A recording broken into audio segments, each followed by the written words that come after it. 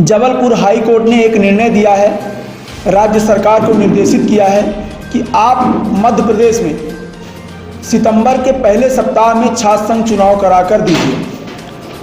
पहले भी छात्र संघ चुनाव होते थे, लेकिन 2017 में आखिरी बार छात्र संघ चुनाव हुआ था। उसके बाद छात्र संघ चुनाव बीजेपी की सरकार ने बंद करने का काम किया।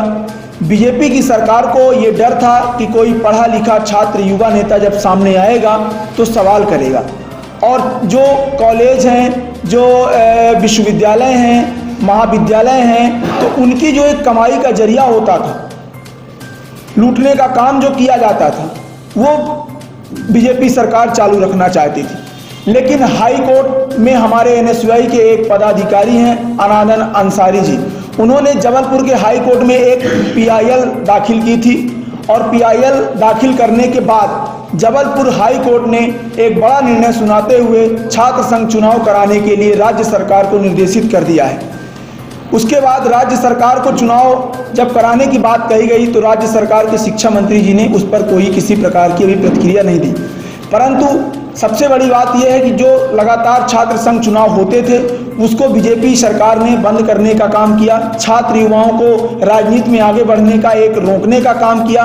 तो सबसे पहले तो मैं हाई कोर्ट ने जो निर्णय दिया उसका मैं स्वागत करता हूं और धन्यवाद ज्ञापित करता हूं हाई कोर्ट का।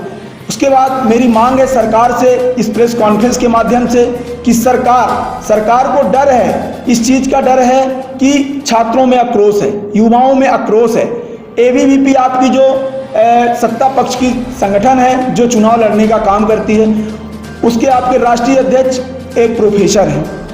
एबीवीपी के बहुत सारे विश्वविद्यालय में पदाधिकारी हैं जो प्रोफेसर बनकर बैठे हुए हैं, और साथ ही वो एबीवीपी के पदाधिकारी के रूप में काम कर रहे हैं। तो हमारी चुनौती तो पहले से बड़ी है।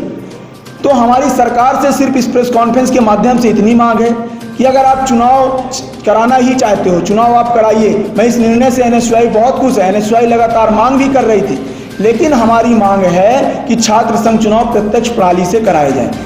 अभी तक जो इसके पहले एक बार हुआ था 2017 में चुनाव, वो अप्रत्यक्ष प्रणाली से हुआ था।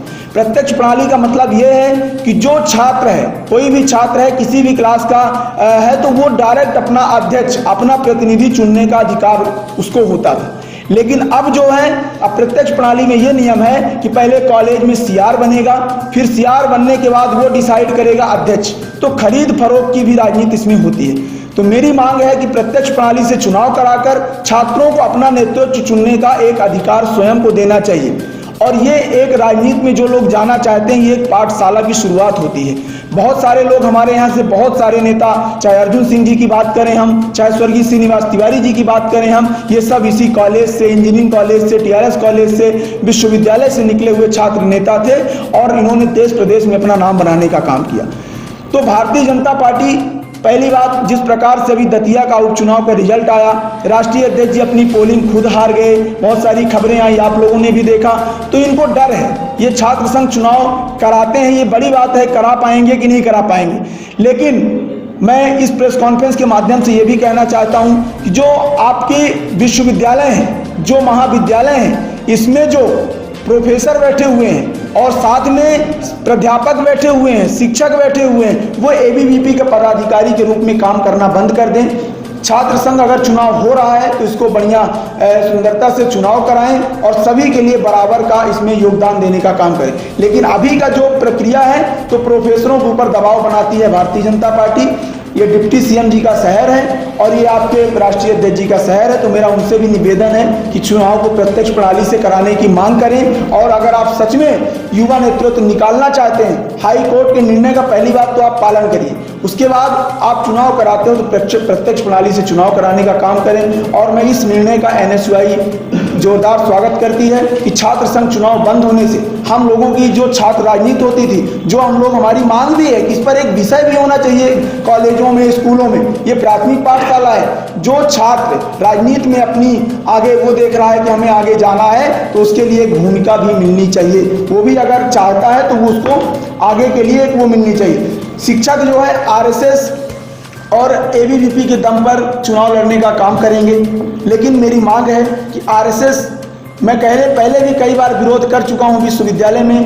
पहले भी मैं कुलपति साहब को, टीआरएस प्राचार्य मैडम को, बहुत सारे टीचरों को मैं पहले भी बीजेपी का नेम प्लेट, पट्टा, गमछा भेंट करने का काम कर चुका हूं, जो एक पदाधिकारी बनकर काम करते हैं। लेकिन मेरी मांग भी है कि आप सब ये सब लोग छोड़ के, अगर चुनाव हो रहा है तो लोकतांत्रिक प्रक्रिया का सही से पालन करें। किसी प्रकार का घोटाला, ये जो आप प्लान करते हो, ये बंद करो।